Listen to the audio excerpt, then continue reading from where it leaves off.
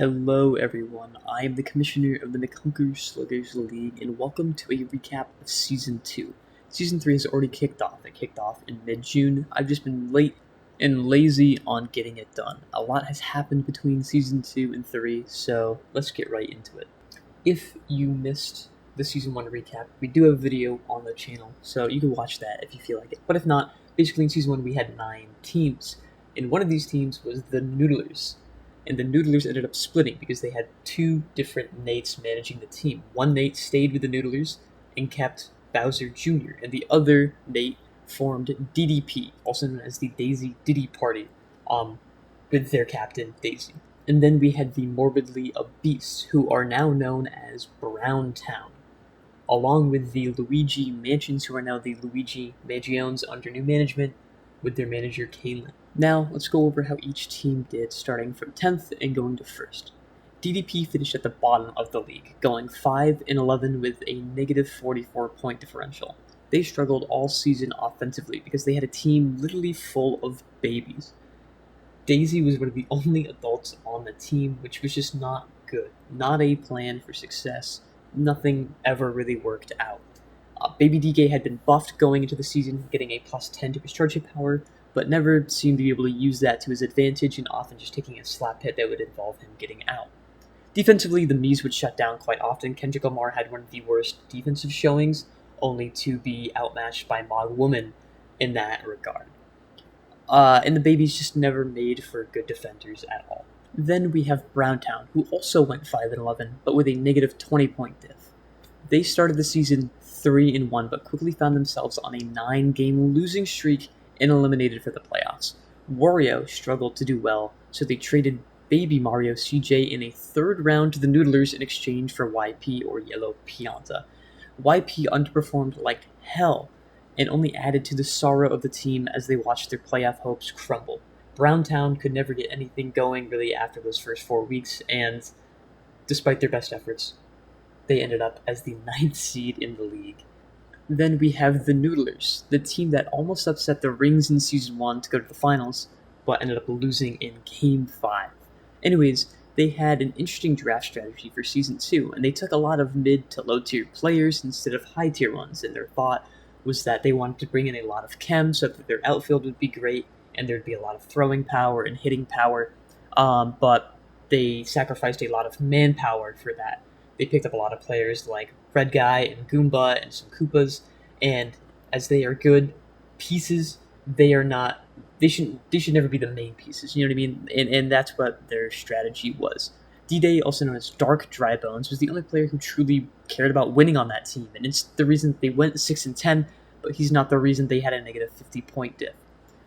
BJ and Boomerang Bro didn't really live up to their Season 1 status, and we saw the collapse of a renowned team because of that. Then we have the Simians, who had DK on his best season ever, garnering nicknames such as Drinking Kool-Aid and Dangerous Killer, and finally living up to his true nickname, Mr. Home Run. I mean, he just had one of the best seasons I've ever seen from a player.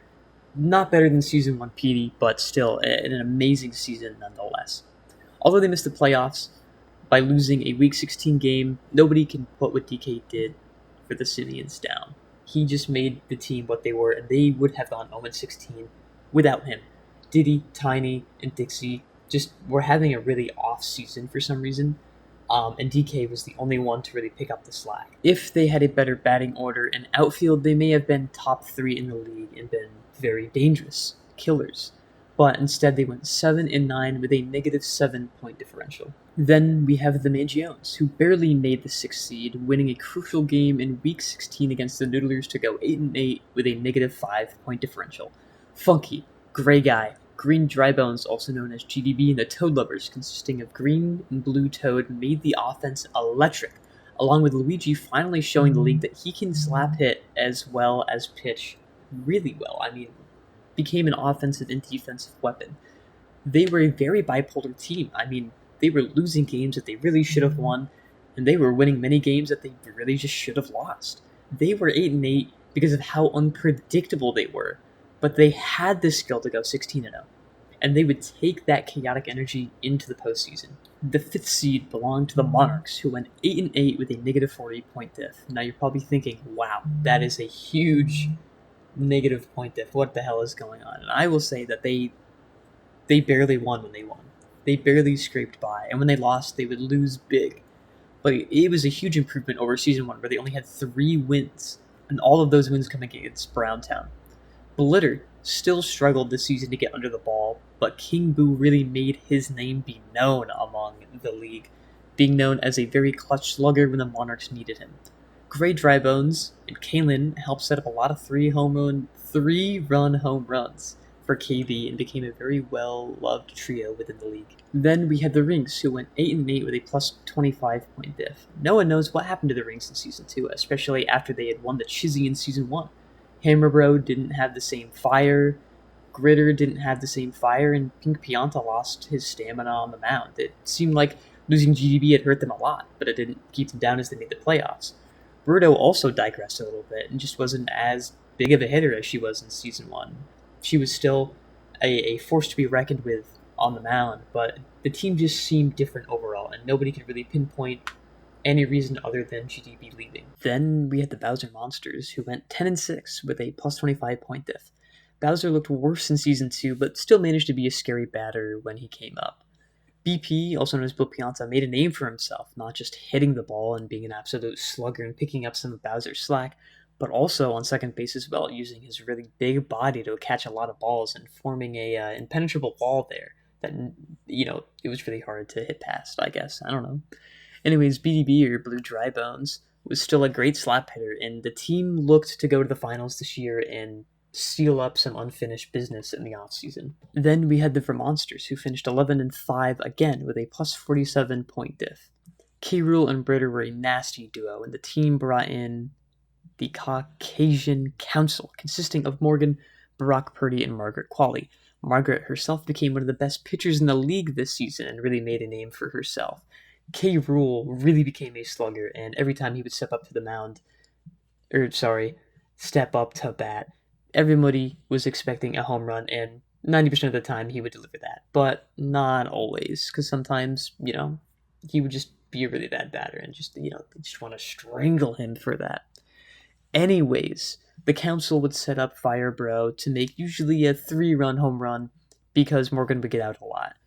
And that would be the perfect scenario, but Firebro didn't always do that. And the Vermonsters went into the offseason wanting to make the finals again, and this time winning it and putting a stamp on the Vermonsters being one of the best teams in the league. And then finally, the Kangaroos finished 12-4 with a plus 70 point diff to put themselves at the top of the McHunker Sluggers League. Petey looked unstoppable this season, just a much better version of K-Rule because his defense was top tier. He made the term no-fly zone, as any ball that was within a mile radius of shortstop was just made and out. The Green Deep helped Petey hit many grand slams, and that trio consisted of Bugcoop, Lauren Hill, and Billy Billionaire, one of the best item users in the league. Wiggler remained a fantastic pitcher, but Ritter digressed and caused a few games to get out of hand because of his sloppy defense and inability to get under the ball. And tensions rised between the manager and Yoshi, the captain of the team, as Yoshi remained to be the worst player in the league. But the manager decided that he was going to stick with him for now, at least during Season 2, because he quite literally had no other options, and put up with Yoshi's bad antics because he knew that he had 8 other players on the team who were willing to play the game of baseball. With all that said and done, we had 6 teams make it to the playoffs, but only 4 playing within the first round. The 6-seeded Mangiones would play the 3rd-seeded Bowser Monsters, and then the 4th-seeded Rings would play the 5th-seeded Monarchs to see who would go and play the 1st-seeded Kangaroos and the 2nd-seeded Vermonsters. Let's start off with the Monarchs and the Rings. The Rings' problems persisted into the playoffs, and Hammerbro just really couldn't get anything going offensively, and Jalen Hurts, one of the Mies on the team, was just playing really, really bad and making a case for Worst Player of the Year award. The Monarchs ended up sweeping the Rings 2-0 in a series of 3. which nobody believed that would happen. Everybody thought that the rings were going to go on, but the Monarchs were showing that they came to play in the playoffs. They didn't know if they were ever going to get the opportunity again. They were going to make their name known in Season 2. And then we had the Magiones at the Bowser Monsters, and everybody was expecting the Bowser Monsters to win, but after seeing what just happened to the rings, nobody was sure. We thought that anything could happen. We thought that we were having a 25-26 NFL season because that's what we were having. Nothing made sense, and that would continue into this series as well, as the Magiones would sweep the Monsters completely 2-0 in 2 amazing games. If there's one thing about the Magiones, they've never had a bad game in their life, not even against the Sam Simians. Wow, almost messed it up. That would have been embarrassing because I'm the commissioner and everything, you know what I mean? This meant that the Magiones were going to go play the first-seeded Kangaroos, and the Monarchs would go play the second-seeded Vermonsters. And let's start with the Monarchs and the Vermonsters. It was a very short series. In a best-of-5, the Vermonsters won 3 games in a row. The Monarchs' offense just seemed to really shut down, and their defense couldn't handle the firepower that the Vermonsters brought. Unfortunate for all the Monarchs fans, as their underdog team got snuffed out, and the Vermonsters would head to the finals for the second time in McHunker Sluggers League history. And this time, they were going to make an impact, and they were set on winning the McHunker Sluggers League World Series. And then we move over to the Magiones and the Kangaroos. Both teams have a lot on the line here. The Magiones were one of the worst teams in Season 1, and under new management, are looking at a final spot right now. And the Kangaroos, they have yet to win a single playoff game up to this point. They got swept by the Noodlers in the first round in Season 1, and we're looking to right their wrongs, start a new leaf, especially having such a stacked roster. But if there's one thing you should know about PD Piranha, it's that he falls within the playoffs. He just cannot play at the same intensity that he does during the regular season. He's a bandit within the regular season, snatching a lot of scars, but he gives all of them back to whatever team he's playing, and couldn't hit a single home run during 3 games and ended up getting swept by the Magiones, allowing the Magiones to go to the finals. The Magiones, being the biggest underdog, being the 6th seed, barely scraping in, being an unpredictable team, nobody thought that they were ever going to get here, had a lot to prove.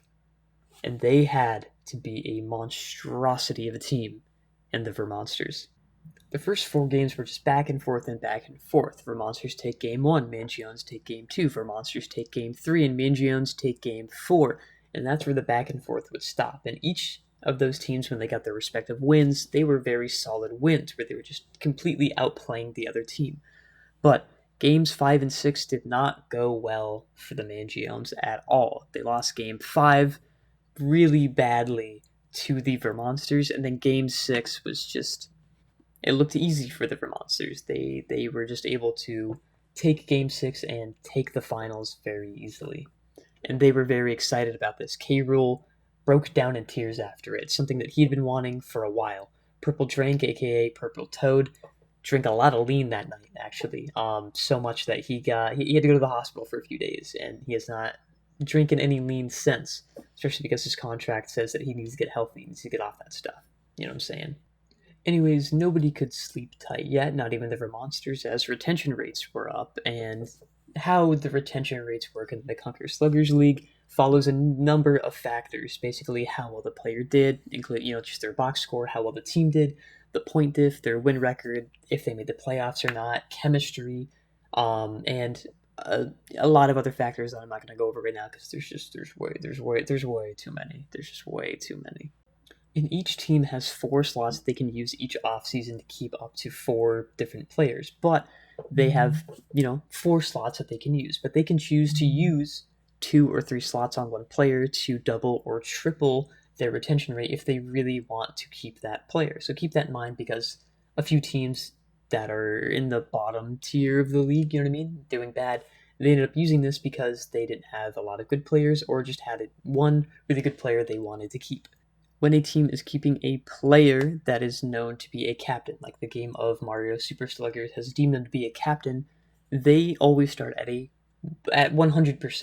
They will always be able to keep them, but each season that they keep them after that will go down 20%. So A lot of captains in Season 2 only had an 80% chance to stay, and that was always a baseline. And any teams that have a co-captain, which is just another player that has a captain title to it. So, like, on the Simians, they have DK and Diddy Kong.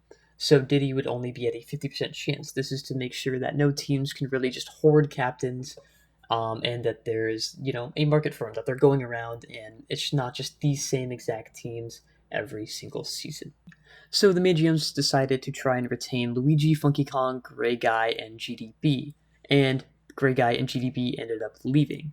Browntown kept Waluigi, LeBron James, and Yellow Pianta, but lost their captain Wario. Birdo, Gritter, Pink Pianta, and Whammer Bro ended up staying on the rings. The Vermonsters kept Mario, Britter, Fire Bro, and K. Rool. I almost said Critter, but that'd be anyways. The Kangaroos kept Petey, Wiggler, and Ritter, but Bughoop decided to part ways with them, and Yoshi was kicked off the team before the season even ended. Peach and King Boo ended up staying. King Boo was given 2 slots. Grey Bones, on the other hand, decided that he was also going to follow in GDB's steps, his footprints, dare I say, and leave the Monarchs. The Bowser Monsters kept Bowser, obviously. They kept Boo, they kept Blue Pianta, and Blue Dry Bones ended up leaving, following in the other Bones' footsteps. Then we get to the Noodlers, who kept Bowser Jr., but Piss Wizard and D-Day, who was given 2 slots, ended up leaving. So all the Bones on every single team ended up leaving, which has made a very interesting draft pool. The Simians kept DK, but lost Diddy. They kept Tiny, but they lost Dixie Kong. And then finally, DDP kept Daisy. They kept Baby DK, who was given 2 slots, but they lost Baby Daisy. And then we had our awards ceremony where least valuable captain went to Yoshi for the 2nd year in a row. Least valuable me went to Jalen Hurts for his just awful performance this season. And then the least valuable player went to Yoshi, a 2-time winner. The most valuable me was Shohei Ohtani, who put on a hell of a performance on the Monarchs. DK won most valuable captain, no surprise there. Most valuable outfielder went to Kalen, who was one of the best centers of all time, if we're going to be completely honest. The plays she was making was outrageous. Most valuable infielder went to Petey because of his no-fly zone. The most valuable pitcher went to Margaret Qualley. She just struck the hearts of many. The offensive player of the year went to Petey Piranha because he can play both sides of the ball, if you didn't know this. And then the MVP surprisingly went to DK, even though his team didn't make the playoffs. They felt that they wouldn't have even had the chance if DK was not on that team. Now, a big change to the league was me injuries being implemented.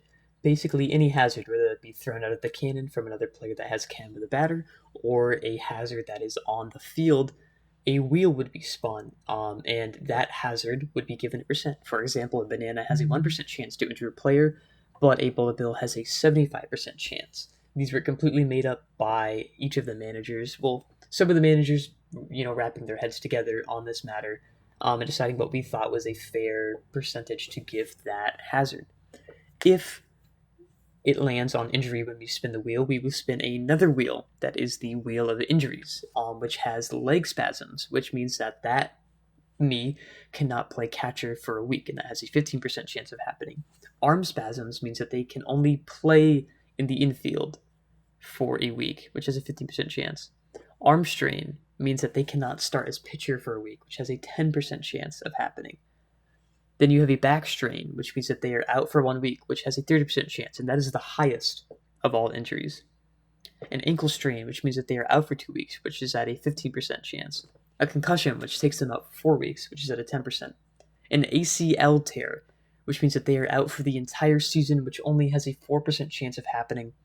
And then death, which means that they die, and that me is permanently deleted and will no longer be in the McHunker Sluggers League, stands at a 1% chance. The whole idea of the injury system is that it adds more interactability for the managers, and it doesn't require them, but it allows them to watch each game with a heavier eye, and allows for more lineup changes to happen and more chaos to happen within the league.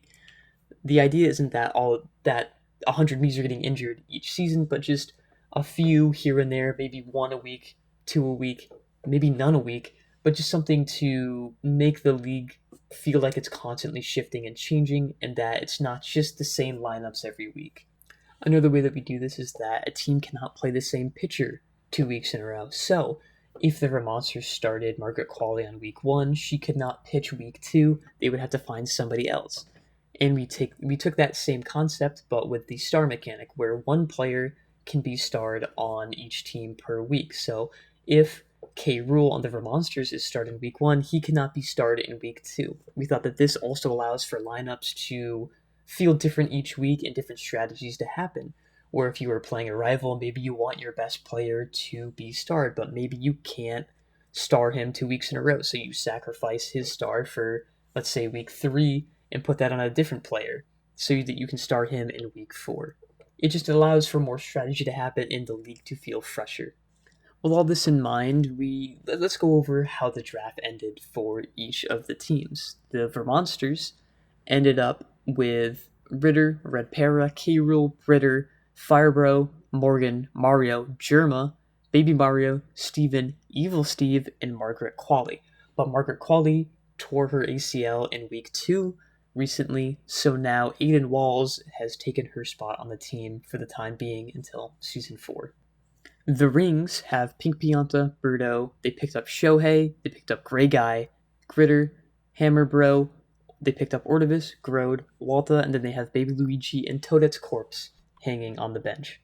The Bowser Monsters actually had a change of name. They are now the Joe Time Slammers. They kept Blue Pianta, but they picked up Yoshi. They kept Boo and Bowser. They picked Joe up. They picked Greybones up.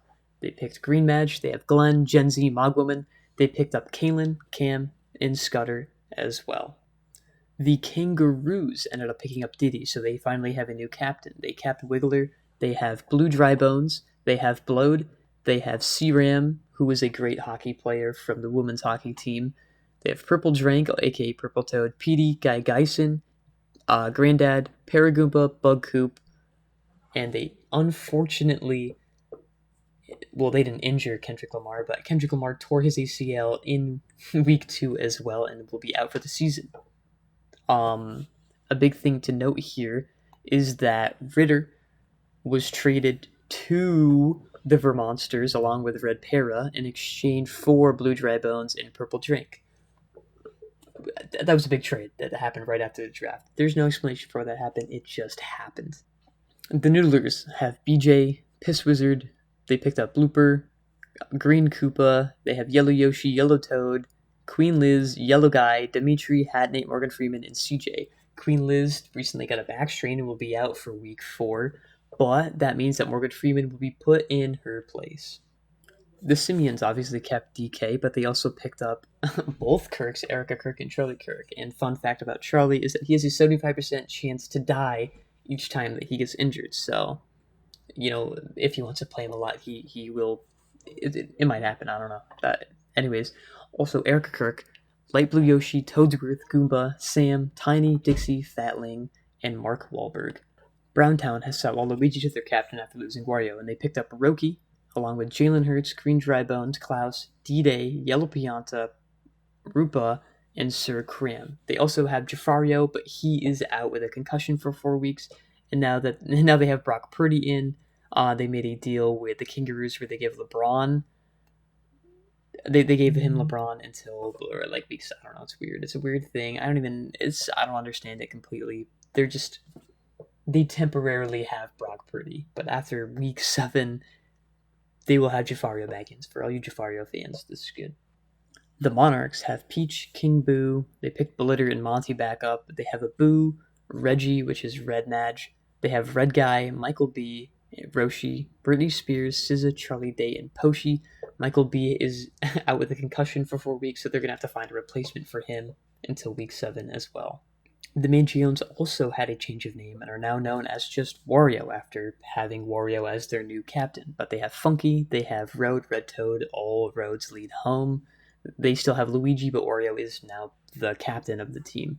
They have Green Guy to replace Gray Guy. They have Green Para, who had a breakout season in Season 2. They have Sfjorn, Jones, Stinkler, Billy Billionaire, and Caitlin Clark. And finally, we have DDP, who has Daisy. They picked Baby Daisy back up even though she left. Baby DK's still there. They picked up Blue Guy, Blue Magicoop, Boomerang Bro, who just got an insane buff, the Smiler, Blue Yoshi, Papa Coop, Jug Coop, Pokimane, and SGA. Yes, that SGA.